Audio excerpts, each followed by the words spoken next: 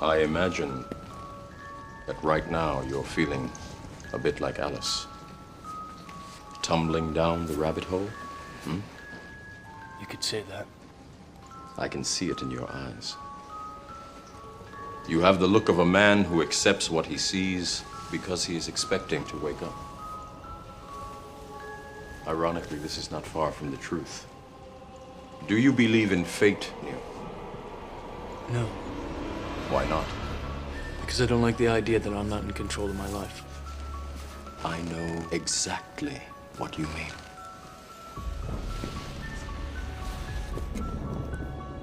Let me tell you why you're here. You're here because you know something. What you know you can't explain, but you feel it. You felt it your entire life, that there's something wrong with the world. You don't know what it is, but it's there, like a splinter in your mind, driving you mad. It is this feeling that has brought you to me. Do you know what I'm talking about? Matrix. But the great majority of scientists feel that this is rather a waste of money and that it should not have the priority that has been allocated to it. I would say that we have about a 50-50 chance, or maybe a little better, of beating the Russians to the lunar base and return with a manned shot. I see no military advantage in putting a man on the moon. I'm told by good scientists that there's no real scientific advantage. It's purely a stunt. And I don't think it's worth $30 billion. Marcus, okay. John Young, take one.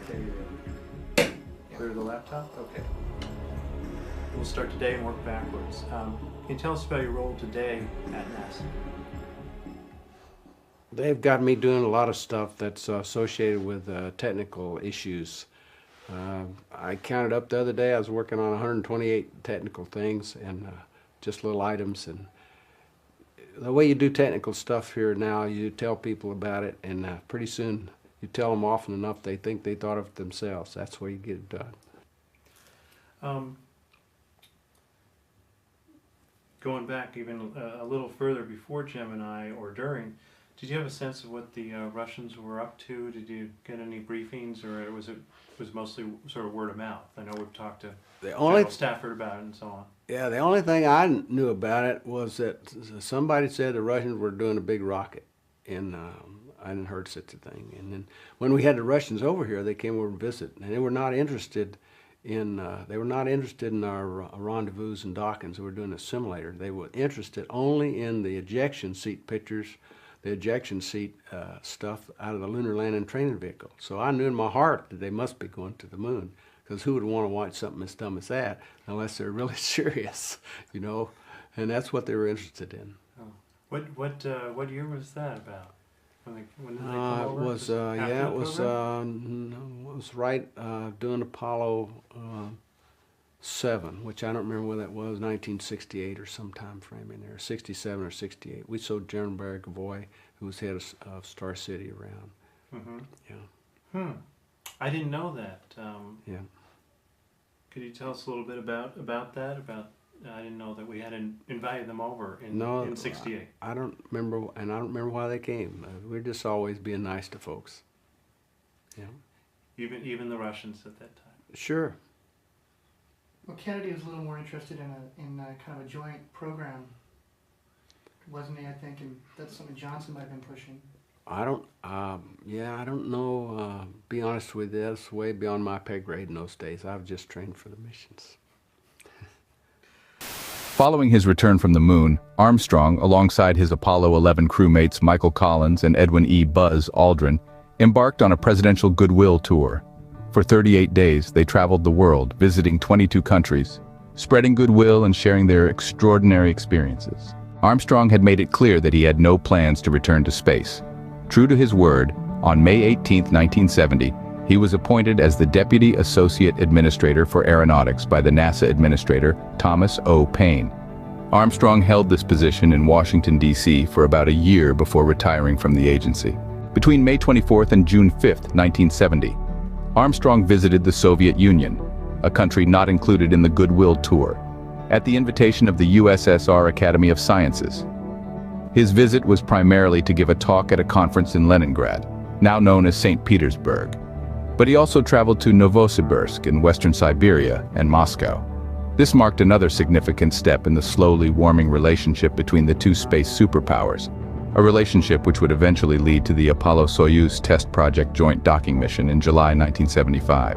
Upon landing at Leningrad's Pulkovo Airport, Armstrong became only the second American astronaut to set foot on Soviet territory. He was warmly welcomed by Soviet cosmonauts Georgy T. Beregovoy and Konstantin P. Feoktistov, who served as Armstrong's hosts throughout his trip. Armstrong spent 5 days in Leningrad, attending the 13th annual conference of the International Committee on Space Research. Here, he delivered a talk titled Lunar Surface Exploration to an enthusiastic audience of more than 1,200 delegates from 30 countries. 3 days later, he narrated films of the Apollo 11 and 12 missions in the grandeur of the Tauride Palace, once the seat of Russia's parliament. During his stay, Armstrong visited some of Leningrad's most historic sites, including the Piskarevskoy Memorial Cemetery, the Hermitage Museum, the cruiser Aurora, the Naval History Museum, and the Peterhof Palace. In summary, Armstrong's post-moon landing activities were a mix of diplomacy, administration, and continued exploration. From his goodwill tour around the world to his significant visit to the Soviet Union and his administrative role at NASA, Neil Armstrong remained an active and influential figure even after his legendary lunar landing. The first American from NASA to visit Russia was actually Wernher von Braun, the German-American aerospace engineer and space architect who played a crucial role in the development of the United States space program, including the Apollo missions to the moon. Von Braun visited Russia in 1959 as part of an exchange program between American and Soviet scientists. This visit occurred during a period of intense competition between the United States and the Soviet Union in space exploration known as the space race. Von Braun's visit aimed to facilitate scientific exchange and communication between the two countries, despite their geopolitical tensions. It's purely a stunt, and I don't think it's worth $30 billion.